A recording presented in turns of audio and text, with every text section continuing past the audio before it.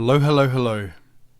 One of the greatest mysteries is why the Great Pyramid does not contain any significant writing. In a bizarre act of humility out of keeping with so-called builder Khufu's tyrannical nature. In fact, it is one of the greatest of all questions because in order to build a structure such as the Great Pyramid, there must have been universities and libraries and all sorts of learned people who were obsessed with the written word and mathematics. The traditional view in the late 19th century was that no pyramid contained any texts. A young archaeologist called Gaston Maspero challenged this when he uncovered pyramids at Saqqara dating from later dynasties than the enigmatic 4th, that is, the 5th and 6th dynasties, which were covered with texts inside. The texts describe protections for the king in the afterlife and are dated to about 2400 BC. To be perfectly blunt, the pyramid texts are little understood by anybody. Robert Bauval holds that they may only be understood from the perspective of ancient astronomy, which is why they otherwise make so little sense. They are above all religious texts, discovered in 5th dynasty pyramids and also found in the Egyptian Book of the Dead. Again, to be blunt, the content of the pyramid texts are primitive, savage and ridiculous, and one wonders why they were scrawled in the chambers of 5th dynasty pyramids to begin with. But then one looks at those pyramids themselves, and there's not much to talk about. They were built from mud brick very cheaply, and all have imploded into nothing.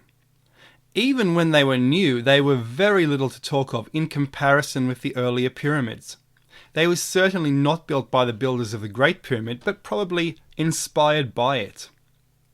So why did a more advanced culture skip the writing, whereas a more primitive later culture filled their pyramid with writing? It doesn't seem to make any sense.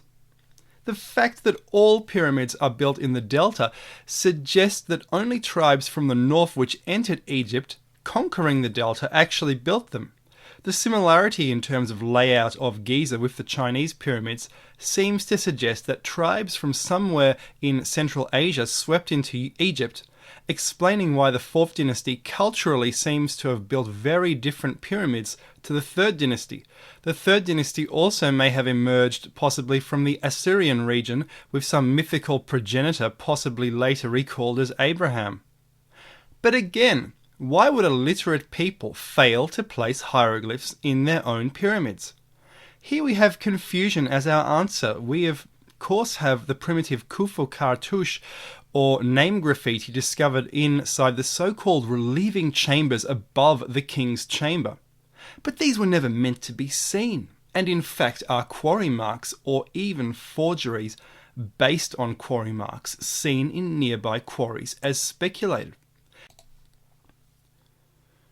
Zachariah Sitchin describes a scenario in which the infamous British archaeologist and adventurer Colonel Vyse was caught forging the graffiti with red paint so he could have a discovery, but this information is contested. A series of discoveries in the last 20 years, however, with robots crawling up shafts in the pyramid, have revealed more of these red marks inside the Great Pyramid. It does seem to settle the question of who built most of the Great Pyramid. Nevertheless, the idea of a Stone Age civilization having built the Great Pyramid leaves one uncomfortable and unsatisfied. It must at least have been built by people who knew their civilization was collapsing, realizing they were the last of a once far greater civilization. They wished to incorporate information into the Great Pyramid, technical information which was not necessarily information they had themselves come up with, but that their ancestors had come up with, however bizarre, and incorporate this information into the Great Pyramid, largely in the form of some number code, but with other clues also. In making the pyramid as huge as possible, they ensured the secret was lying in plain sight, just waiting for discovery. In fact, Khufu's father Sneferu built at least 3 pyramids similar to the Great Pyramid. Did he die 3 times? And was he buried in 3 different locations? Of course not. The freakish tomb theory makes little sense.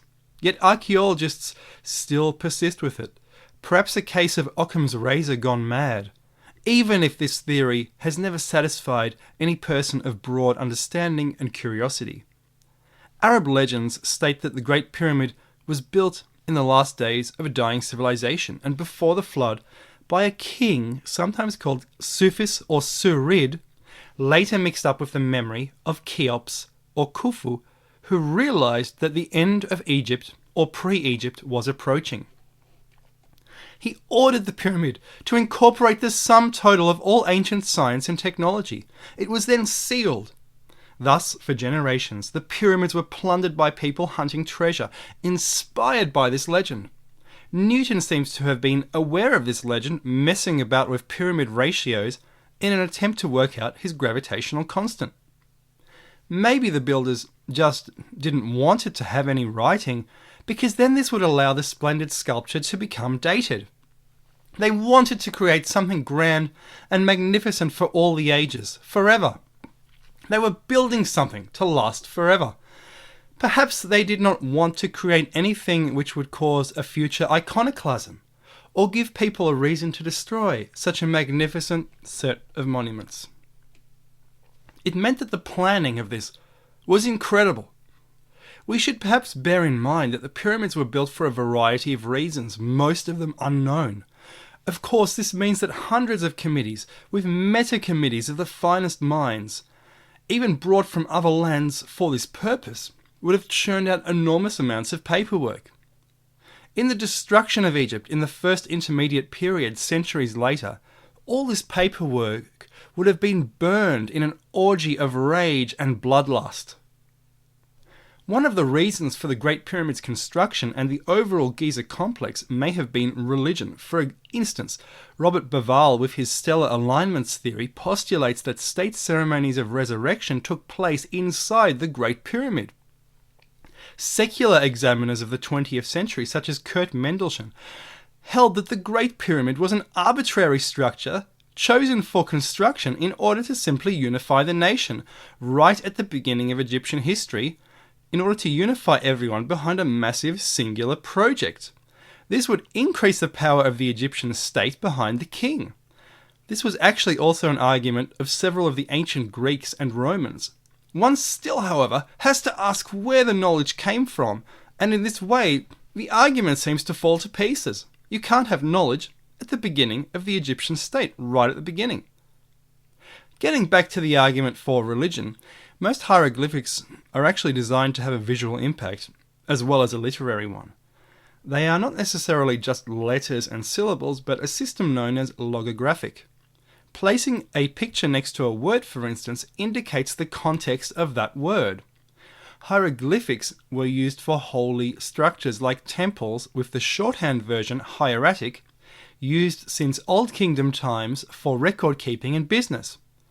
By lacking any writing at all, the Egyptians or whomever indicated that this was not a structure of business or religion or anything they wished to define in any way but a mathematical and geometrical one. Then again, Herodotus in 450 BC wrote that the pyramids were covered in hieroglyphics which told the record of their construction, and that a ramp, which was more impressive than the pyramids, was also covered in hieroglyphics. No one has ever reported this before or after Herodotus, and there seems no evidence for it. Was he simply a babbling madman? Another reason for the construction of the Great Pyramid was to possibly incorporate ancient scientific libraries into the very design and architecture of the Great Pyramid. In this way, the science of the ancients would be transported to the future as a time capsule.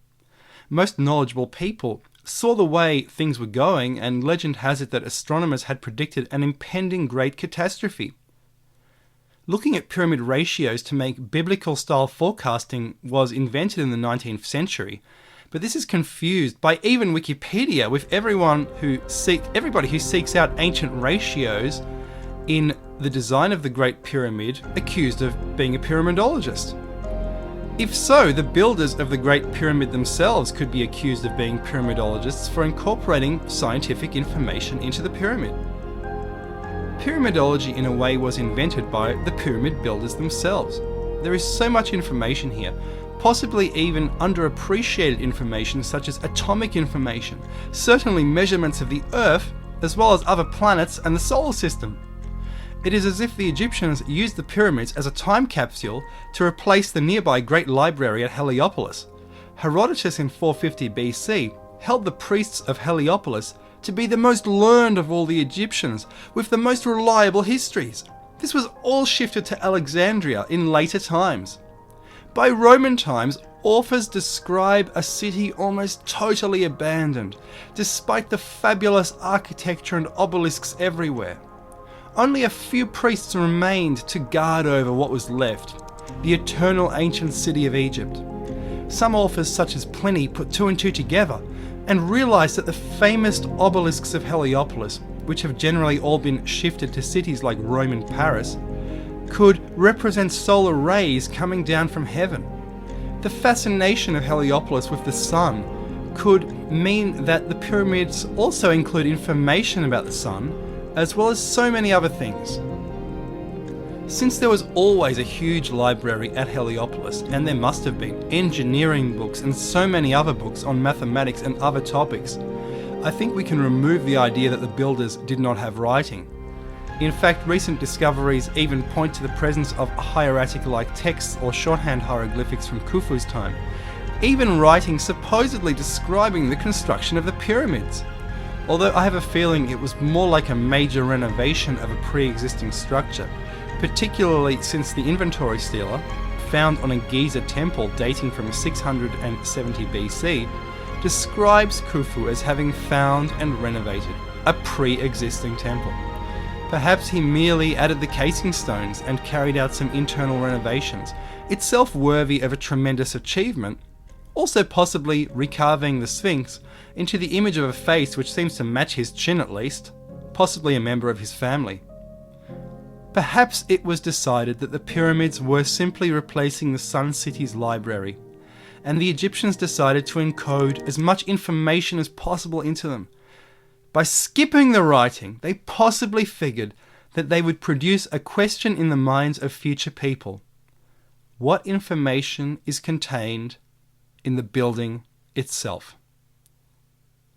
Guys, thanks very much for watching, and I'll see you at the next video. Cheers.